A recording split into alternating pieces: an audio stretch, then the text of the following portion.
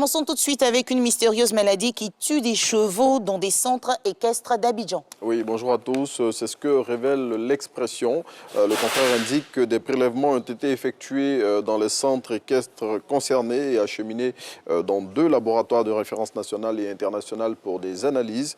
En attendant de connaître l'origine de ce mal qui a emporté des chevaux, plusieurs chevaux à Koumassi et dans la commune de Port-Boué, le ministre des Ressources animales et halieutiques Sidi Touré, qu'on voit ici à l'image, qui a été alerté de la situation, a pris des mesures conservatoires conformément à la réglementation en vigueur pour contrôler les mouvements des animaux et éviter une éventuelle propagation du danger sanitaire selon le quotidien. Et vous nous proposez un chiffre pour la revue de presse de ce jour. Oui, 2955 et il correspond au nombre de nouveaux éléments aptes à intégrer l'armée ivoirienne sur les 3000 qui s'étaient inscrits pour intégrer la Grande Muette. Ces nouveaux soldats ont été présentés au drapeau à l'ENSOA de Boaké, au CEOP de Séguéla et au groupement 2 de la garde républicaine de Yamsokro. Il faut retenir qu'ils ont été retenus au terme de la formation continue de base de 90 jours à laquelle ils ont été soumis selon le Patriote.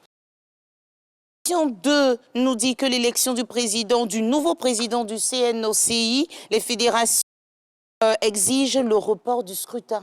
Oui, c'est dans une déclaration lue le mercredi 27 avril 2022 par le président de la Conférence nationale des fédérations sportives de Côte d'Ivoire, CONAFESI, que les fédérations ont exigé le report de ce scrutin.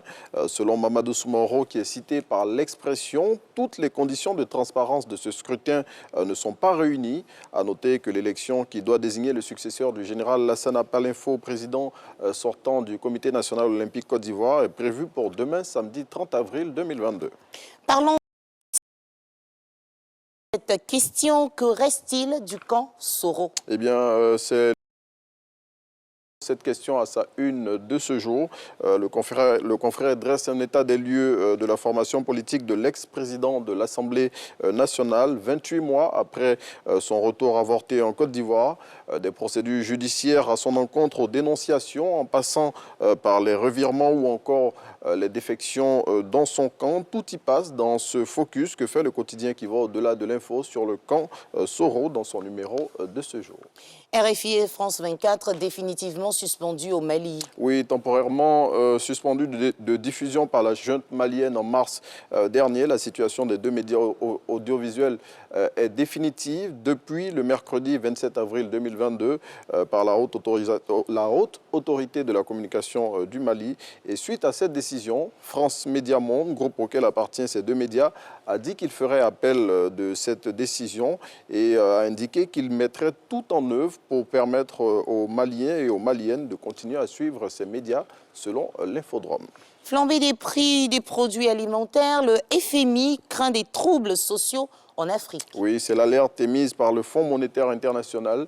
Selon l'institution, si rien n'est fait pour juguler la hausse incontrôlée des prix entraînée par la crise en Ukraine, le continent pourrait être en proie à des mouvements d'humeur des populations qui n'arrivent plus à supporter les pressions exercées par cette situation sur le porte-monnaie.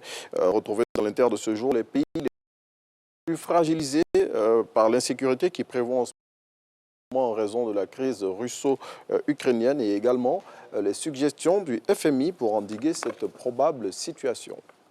Merci Renaud. Je vous en prie. On se retrouve dans combien de temps et pour Matin Express. On ira dans quel pays aujourd'hui? On ira, si ma mémoire est bonne, Bénin? selon les informations que j'ai reçues, oui, ce sera au Bénin. Ah, bien informé. Merci Jacques Brou, mon réalisateur, il veille au grain là. Oui. Allez, on vous laisse aller vous apprêter et puis on se retrouve dans quelques instants aux alentours de 7h45 par là pour Matin Express.